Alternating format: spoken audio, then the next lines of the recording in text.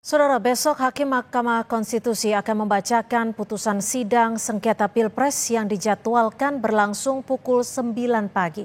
Persiapan paling akhir dari gedung MK akan dibawakan langsung oleh rekan saya, Niluh Puspa, dari Mahkamah Konstitusi. Silakan Niluh.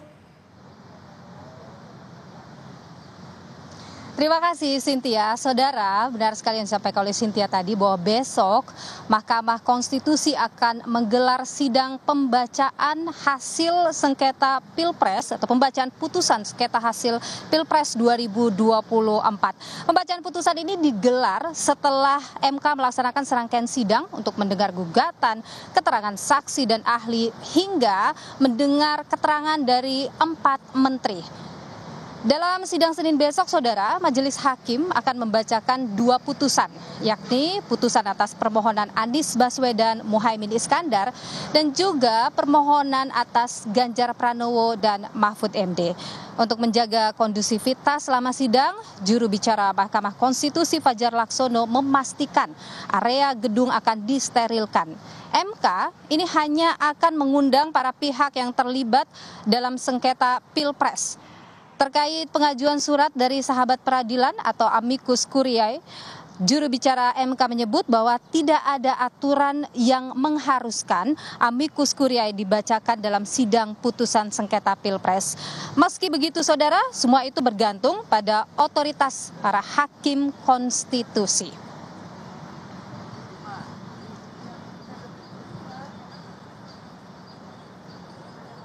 Dan Saudara, seperti yang disampaikan oleh juru bicara Mahkamah Konstitusi bahwa tentu besok di area Mahkamah Konstitusi ini akan disterilkan. Kalau saya pantau tadi dari kedatangan saya di Mahkamah Konstitusi, ini area depan Mahkamah Konstitusi, jalan yang berada di depan Mahkamah Konstitusi ini sudah dipasangi kawat berduri, tapi memang pemasangan ini sudah dilakukan sejak awal mulai sidang sengketa hasil Pilpres digelar. Dan selain itu juga satu kendaraan taktis milik dari Korps Brimob juga ada persis di hadapan saya, yakni di dalam area halaman parkir dari gedung Mahkamah Konstitusi. Kemudian Saudara, jalan yang ada di sini ini juga ditutup oleh pihak kepolisian untuk memastikan nantinya tentu besok agar proses sidangnya ini bisa berjalan dengan lancar. Dan Saudara, sidang putusan sengketa Pilpres yang digelar pada Senin besok ini melibatkan 8 hakim konstitusi. Hakim konstitusi Anwar Usman tidak terlibat dalam penanganan perkara setelah dinyatakan melanggar etik oleh Majelis Kehormatan MK. Dan Saudara, sebelum membacakan putusan, 8 hakim Mahkamah Konstitusi ini menggelar rapat permusyawaratan atau RPH dari 16 April sampai Minggu 21 April 2024. Ada 8 hakim dari 9 hakim yang menangani putusan sengketa Pilpres 2024 pada hari Senin 22 April 2024 besok. 8 hakim konstitusi tersebut diantaranya adalah Ketua MK Suhartoyo dan Wakil Ketua MK Saldi Isra. Kemudian hakim konstitusi lainnya yaitu Arif Hidayat, Eni Nurbaningsih, Daniel Yusmik Pancastakifoe, dan Guntur Hamzah, Ridwan Mansur, serta Arsul Sani. Hakim konstitusi yaitu Anwar Usman tidak dilibatkan. Anwar Usman sebelumnya terbukti melanggar etik atas penanganan perkara uji materi nomor 90 terkait syarat usia Capres-Cawapres. Dalam sidang sengketa Pilpres, sejumlah pihak telah dihadirkan dalam upaya pembuktian dalil dari pihak pemohon maupun termohon. Dari sejumlah saksi yang hadir, kesaksian 4 Menteri Jokowi mendapat perhatian publik. Pada 5 April 2024, 4 Menteri Kabinet Indonesia Maju, diantaranya Menteri Koordinator Bidang Pembangunan Manusia dan Kebudayaan Menko PMK Muhadjir Effendi, Menteri Koordinator Bidang Perekonomian Airlangga Hartarto, Menteri Keuangan Sri Mulyani Indrawati, dan juga ada Menteri Sosial Tri Risma hari ini menjadi saksi dalam sengketa hasil Pilpres 2024. Menurut Ketua MK Suhartoyo, para Menteri Jokowi dipanggil karena Mahkamah Konstitusi menganggap kesaksian keempatnya penting.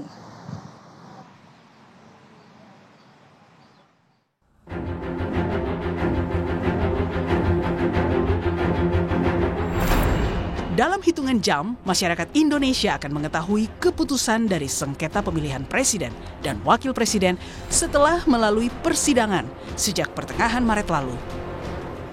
Capres Anies Baswedan mengaku siap menghadiri sidang pembacaan putusan Senin pagi 22 April. Ya, seperti pertandingan sepak bola, kalau masuk pertandingan itu kan ada dua pilihan. Kemungkinan pulang menang atau pulang tidak menang, begitu kan? Ya sama, hasil yang baik kita tunggu. Bagi siapapun yang merasa ikut bertanggung jawab, mau hadir, maka hormati sesama, ikuti semua aturan, tertib, aman, damai. Sepekan jelang putusan hakim dibacakan, ramai aksi mengirim surat sahabat peradilan atau amicus curiae dari sejumlah pihak. Salah satu yang menjadi sorotan adalah tulisan tangan Megawati Soekarno Putri yang diantarkan Sekjen PDI Perjuangan Hasto Kristianto.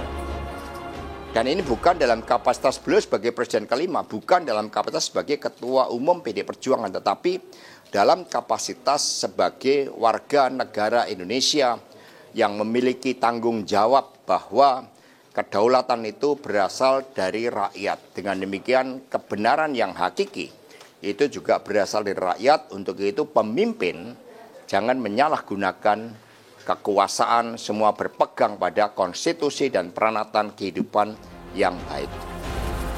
Salah satu petitum atau permohonan yang dimintakan pihak pemohon yakni mendiskualifikasi paslon nomor urut 2 Prabowo Gibran. Menurut tim hukum 02, bila permohonan didiskualifikasi dikabulkan, pihaknya justru mempertanyakan keadilan bagi 96 juta suara pemilih Prabowo Gibran. Nah, sekarang apakah adil menurut kita semua? Kalau kalau itu didiskualifikasi, artinya kan suara daripada masyarakat Indonesia yang jumlahnya 96 juta lebih itu berarti jadi nol kan? Mereka juga bisa marah dong, suara saya kemana katanya. Jadi nggak ada ketidakadilan juga gitu loh. Kalau gara-gara itu lantas diabaikan, dinafikan suara dari 96 masyarakat Indonesia. Oke. Harapan besar akan kepastian hukum dan keadilan atas sengketa Pilpres kini berada di ujung palu Hakim Konstitusi.